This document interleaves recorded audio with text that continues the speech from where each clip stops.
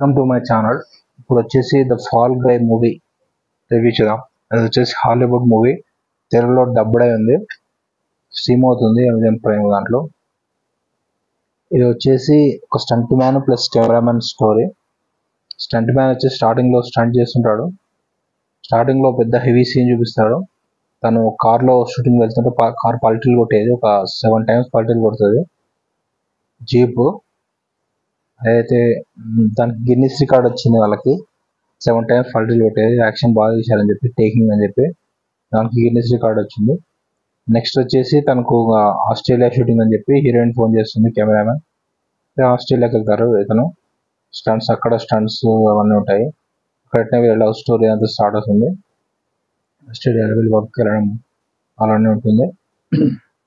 Next వచ్చేసి ఇంకా క్లైమాక్స్లో దీంట్లో మెయిన్ యాక్షన్ బాగుంటుంది, అడ్వెంచర్ బాగుంటుంది, యాక్షన్ టేకింగ్ బాగుంటుంది.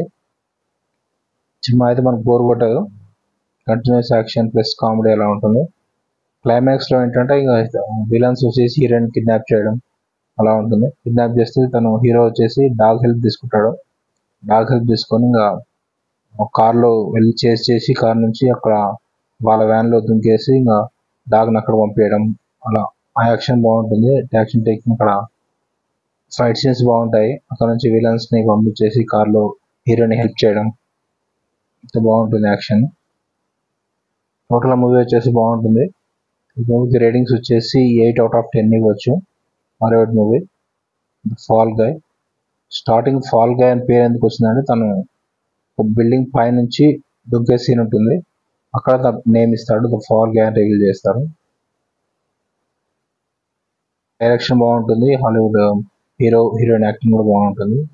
Okay, subscribe to my channel to see the movie reviews.